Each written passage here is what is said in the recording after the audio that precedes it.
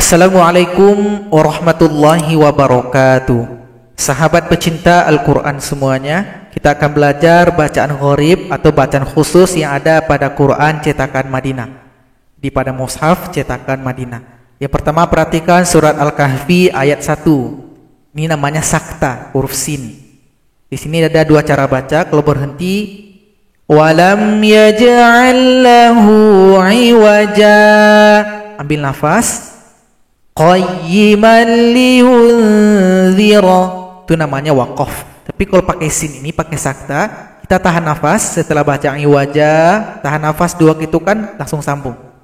Walam yaj'al lahu iwaja qayyiman liyunzira ba'san syadida. Itu cara baca yang ada pada surah Al-Kahfi ayat 1. Boleh berhenti, ambil nafas, boleh lanjut tapi tahan nafas. Berikutnya surat Yasin ayat 52. Ada lagi sakta. Kalau berhenti kita waqaf namanya. Mimma waqadina, ambil nafas. Hadza ma wa'ada ar-Rahman.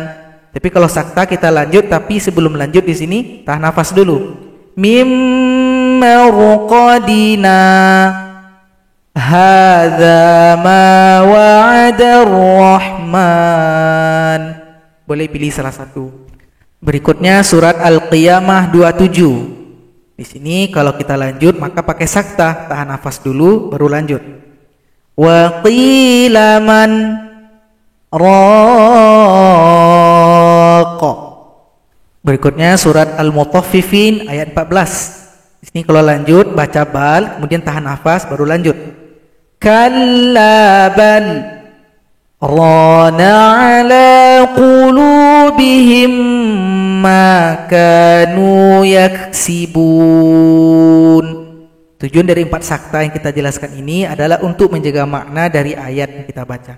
Jadi kalau lanjut tahan nafas baru lanjut. Tahan nafasnya 2 ketukan.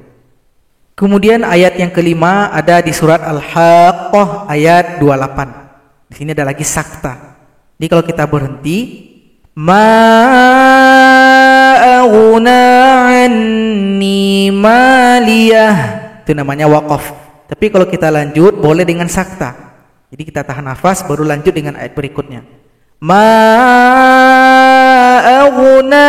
anni maliyah, halaka anni sultaniyah.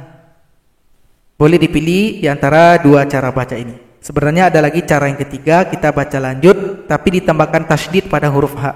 Namanya idgham mutamatsilain karena huruf ha sukun berjumpa ha yang berharokat.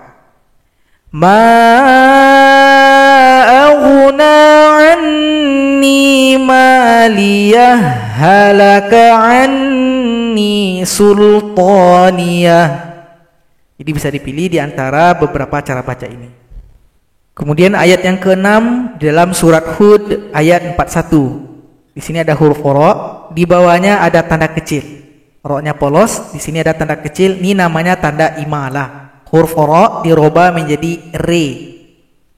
Bismillahi majriha wa mursaha majriha. Itu namanya imalah. Kemudian ayat yang ke-7 surat Al-Anbiya ayat 88. Di sini ada nun kecil di antara huruf nun dhamma dan jim. Di sini adalah huruf nun sukun, tapi tanda sukun tidak dituliskan. Tetap kita gabung, kemudian kita ikhfakan. Wa kadzalika nunjil mu'minin.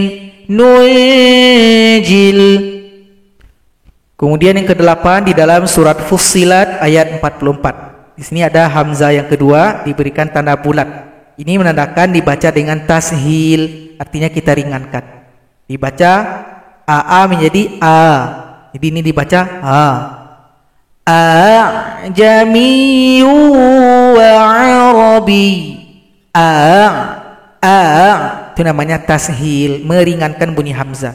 A'jamiyyu wa 'arabi. Kemudian ayat yang ke-9 di sini ada di dalam surat Al-Ahqaf ayat yang ke-4. Kalau kita berhenti di sini, Fis samawat. Cara memulainya adalah hamzah kita berikan harokat kasroh, dibaca i. Kemudian huruf hamzah yang sukun kita ganti dengan huruf ya. Namanya ibdal. Huruf ya harus dijadikan mad badal. Hamzah sukun kita ganti dengan ya supaya yang i bisa dipanjangkan. Ituni bi kitab. Ituni itu kalau kita berwaqaf. Tapi kalau nyambung fis samawati tuni. Kalau sambung tanya langsung gabung dengan hamzah. Tapi kalau berhenti fis samawat, cara mulainya ituni. Hamzah kasroh, ya sukun dirubah jadi ya sukun. Kemudian ayat yang ke-10 surat Al-Hujurat ayat 11. Di sini hamzah yang kasroh, yang ismu, yang i-nya dipindahkan kepada huruf lam. Sehingganya ini adalah satu-satunya alif lam di mana huruf lamnya dibaca. I menjadi li. Bi'salismul fusuqu ba'dal iman. Bi'salismu. Jadi sahabat Al-Quran, itulah materi kita pada video kali ini. 10 ayat yang harus dipahami agar lancar ketika membaca Al-Quran cetakan Madinah. Karena 10 ayat ini dibaca dengan cara yang khusus. Semoga bermanfaat. Assalamualaikum warahmatullahi wabarakatuh.